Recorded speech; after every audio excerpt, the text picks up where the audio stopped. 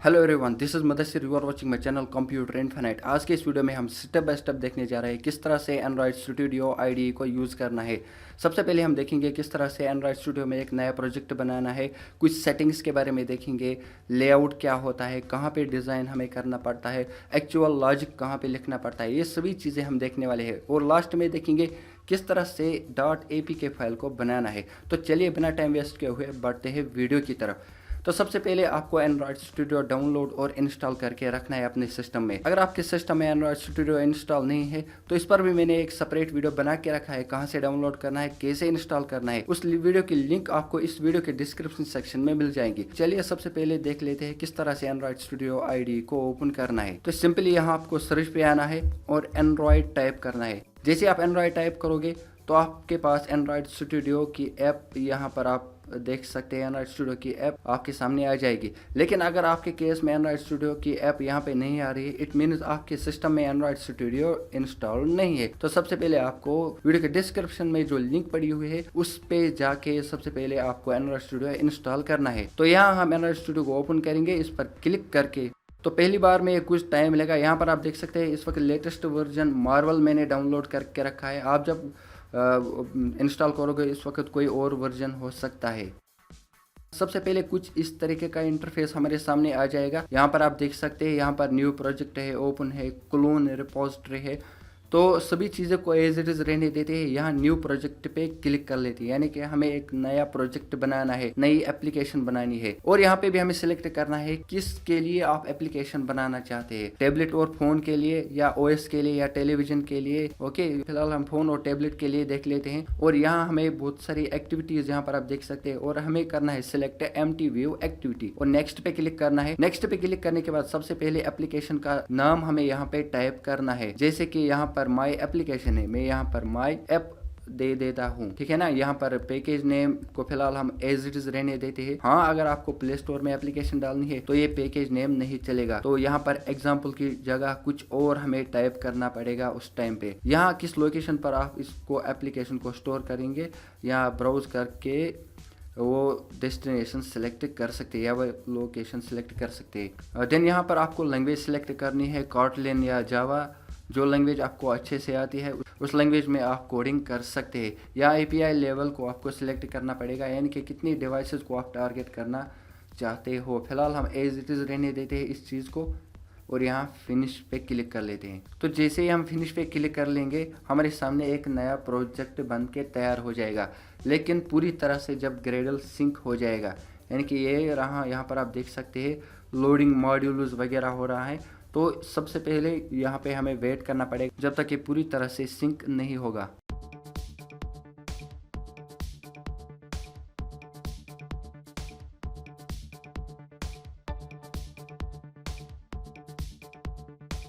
तो ग्रेडल पूरी तरह से सिंक हो चुका है। ग्रेडल सिंक होने के बाद यहाँ पर आप देख सकते हैं हमारे सामने दो फाइल्स है। ये दो फाइल्स बहुत ही इंपॉर्टेंट है, इनको हमें अच्छे से समझना है। तो सबसे पहले यहाँ मैक्सिमाइज कर लेते हैं। इन दो फाइल्स को हमें बहुत ही अच्छे से समझना है। अगर आप पहली बार एंड्रॉयड स्टूडियो यूज़ कर रहे हो तो इनको अच्छे से समझना है। सबसे पहले ऐप पे यहाँ हम क्लिक कर लेते हैं। ऐप पे आप देख सकते हैं यहाँ पे तीन फाइल्स है। एक है मैनिफेस्ट फाइल। सबसे पहले मैनिफेस्ट फाइल को ही समझ लेते हैं और इस पर क्लिक कर लेते हैं।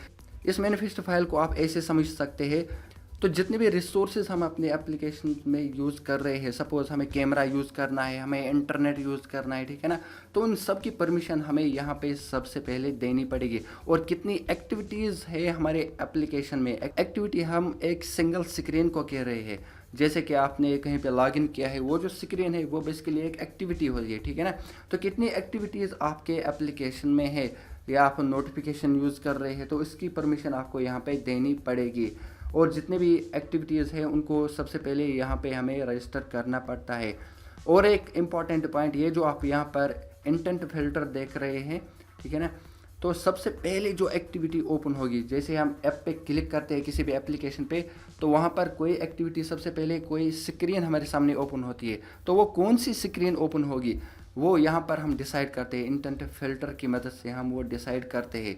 जैसे कि यहाँ पर एक ही एक्टिविटी है अभी मेन एक्टिविटी, तो हमने इसी में इंटेंट फिल्टर डाल के रखा है, यानी कि यही एप्लीकेशन यही मेन एक्टिविटी जो है ओपन होगी। उसके बाद कॉटलिन या जावा इसको हम ओपन कर लेते हैं। यहाँ पर आप देख सकते हैं सबसे पहले यहाँ जो पैकेज है com.example.myApp, तो इस पे हम क्लिक कर लेते हैं और यहाँ आप देख सकते हैं मेन एक्टिविटी, यानी कि जो भी हम अपना लॉजिक लिखेंगे ना वो यहाँ पे हम लिखेंगे हमें क्या करना है। और इस मेन एक्टिविटी के कॉरस्पॉन्डिंग एक XML फाइल जनरेट होती है। यहाँ पर आप देख सकते हैं एक XML फाइल जनरेट हो चुकी है एक्टिविटी मेन के नाम से, यानी कि ये एक ऐसी फाइल है जिसमें हम अपना डिज़ाइन पार्ट करते हैं। सपोज़ आपने कहीं पे लॉगिन किया होगा, वहाँ पर जो बटन्स दिख रहे हैं हमें, सपोज़ मैं आपको दिखा भी देता हूँ। यहाँ पर आप देख सकते हैं यहाँ पर एक एप्लीकेशन है। ओके, सबसे पहले यहाँ पर कुछ इमेज हमें दिख रही है, देन 2 एडिट टेक्स्ट बॉक्सेस हैं, एक बटन है, ठीक है ना, लॉगिन उसमें लिखा हुआ है।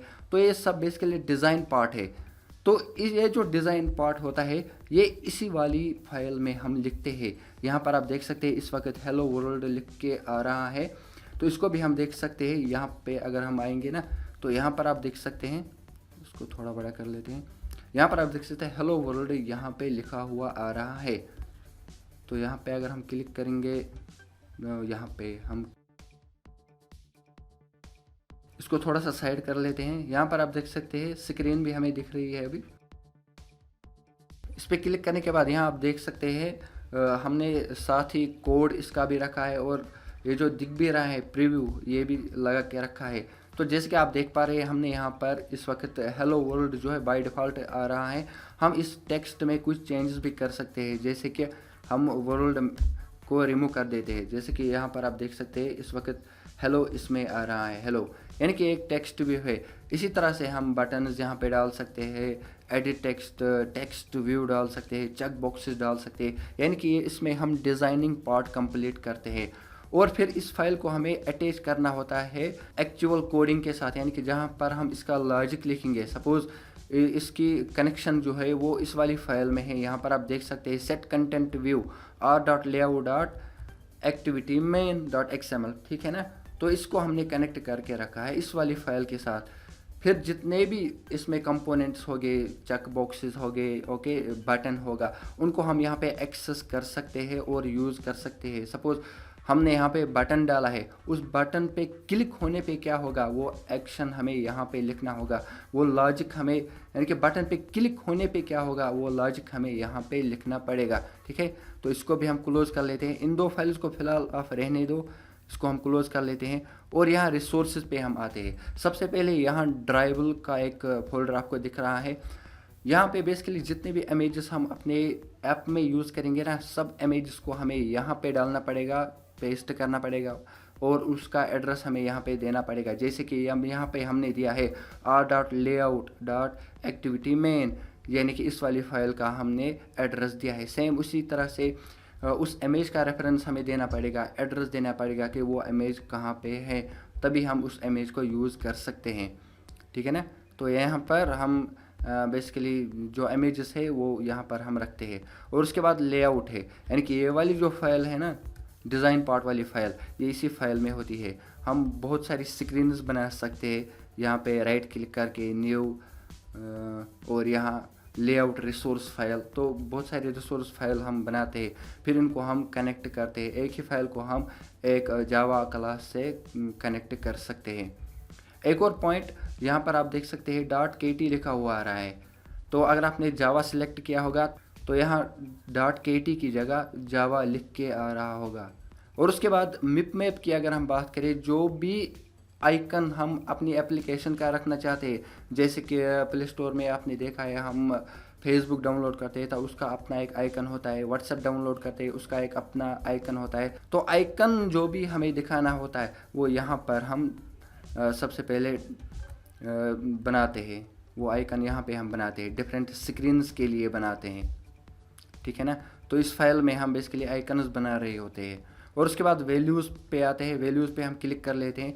इसके अंदर आप देख सकते हैं 3 चीज़ें हैं, ठीक है ना। और यहाँ पर आप सबसे पहले थीम्स को अगर आप देखेंगे, इसमें हम आते हैं, इसमें भी 2 फाइल्स है, themes.xml और नाइट। यानी कि अगर हम अपनी एप्लीकेशन में डार्क मोड को एनेबल करना चाहते हैं तो इस वाली फाइल में हम वो कोड लिखेंगे। और अगर नॉर्मल की तरह हमें लिखना है, जो भी नॉर्मल है यानी कि लाइट मोड में आना है, तो उस केस में क्या होगा, बटन्स का कलर कैसा रहेगा, वो सभी चीज़ें हम यहाँ पे लिखेंगे। ठीक है ना। तो ये 2 फाइल्स हो गई। उसके बाद कलर्स है, यानी कि जितने भी कलर्स हम यूज़ करते हैं अपनी एप्लीकेशन में, उन कलर्स को सबसे पहले हमें यहाँ लिखना पड़ता है। जैसे कि कलर का नाम है ब्लैक और वाइट, और इसके अकॉर्डिंगली यहाँ पे हेक्सा कोड आप देख सकते हैं। हम यहाँ पे चेंज भी कर सकते हैं, यहाँ पे आना है, कलर पे क्लिक करना है और यहाँ पे कलर भी चेंज कर सकते हैं। इसको बेसिकली हम हेक्सा कोड कहते हैं। और उसके बाद स्ट्रिंग्स, तो जितने भी नेम्स हम यूज़ करना चाहते हैं अपनी एप्लीकेशंस में, वो नेम्स हम यहाँ पे यूज़ कर सकते हैं। इसका एक वो फ़ायदा है कि सपोज़ मुझे यहाँ पे माई ऐप 10 जगह यूज़ करना है, तो माई ऐप में वहाँ पे 10 जगह यूज़ नहीं कर सकता हूँ, मुझे इसको पॉइंट करना पड़ेगा, इस माई ऐप को, तभी हम यूज़ कर सकते हैं ये 10 जगह। सपोज़ मुझे फिर 10 जगह उनको चेंज करना है, तो मुझे सिर्फ एक ही जगह पे चेंज करना पड़ेगा, वो इस वाली जगह पे चेंज करना पड़ेगा। और उसके बाद ये जो XML है इसको भी आप फ़िलहाल रहने ही दो। ये रहा, एप्लीकेशन पार्ट कंप्लीट हो चुका है। इसके बाद ग्रेडल है, तो जितनी भी डिपेंडेंसीज हमें यूज़ करनी है उनको यहाँ पे पेस्ट करके सिंक पे क्लिक करना होता है। सपोज़ हमने किसी डेटाबेस के साथ कनेक्टिविटी करनी है, तो उस डेटाबेस के साथ कैसे हम कनेक्ट होंगे, ठीक है ना। तो उसके लिए कुछ फाइल्स होगी, कुछ डिपेंडेंसीज होगी, वो डिपेंडेंसीज हमें यहाँ पे पेस्ट करनी पड़ती है। देन सिंक पे क्लिक करना होता है, यहाँ पे उस टाइम सिंक आएगा, उस पर क्लिक करेंगे, देन हम उस डेटाबेस के साथ कनेक्ट कर सकते हैं। बाकी ये जो चीज़ें हैं उनको फ़िलहाल रहने ही दो तो अच्छा है। तो चलिए, ये रहा हमारा प्रोजेक्ट और इसकी बेसिक चीज़ें हम अच्छी तरह से समझ चुके ही होंगे। तो उसके बाद नेक्स्ट स्टेप है कि हम किस तरह से .apk फाइल को बनाएंगे। तो यहाँ पर हम मेन मेनू पे क्लिक कर लेते हैं और यहाँ बिल्ड का एक ऑप्शन दिखेगा, इस पर क्लिक कर लेते हैं। Then create APK bundles or APKs, then generate APKs, इस पर हमें क्लिक करना है। इस पर क्लिक करने के बाद यहाँ आप देख सकते हैं ग्रेडल बिल्ड रनिंग, तो अभी APK जनरेट होगी और ये APK हम किसी भी दोस्त को दे सकते हैं, अपने मोबाइल में रन कर सकते हैं, यानी कि जो भी एंड्रॉयड प्लेटफॉर्म होगा उस पर हम रन कर सकते हैं इस एप्लीकेशन को। तो यहाँ से 1-2 मिनट का टाइम लेगा, तब तक हम वेट कर लेते हैं।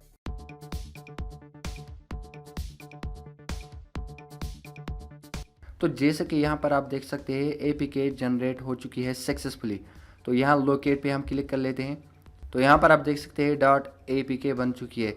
ये वही एप्लीकेशन है जिसको हम अपने सिस्टम में रन कर सकते हैं। हाँ, एंड्रॉयड प्लेटफॉर्म पे रन कर सकते हैं। आप मोबाइल में इसको कॉपी पेस्ट कर सकते हैं, यहाँ से कॉपी करके पेस्ट कर सकते हैं अपने मोबाइल में और इसको रन कर सकते हैं, बिल्कुल रन होगी। तो नेक्स्ट स्टेप है, कुछ सेटिंग्स के बारे में हम देखेंगे। सबसे पहले अगर हम यहाँ पे देखेंगे तो ये मेन मेनू ऐसे नहीं आता था। अगर आप ओल्ड वर्जन्स में देखेंगे एंड्रॉयड स्टूडियो के, तो ऐसे नहीं आता था, ये लाइन्स वगैरह यहाँ पे नहीं थी।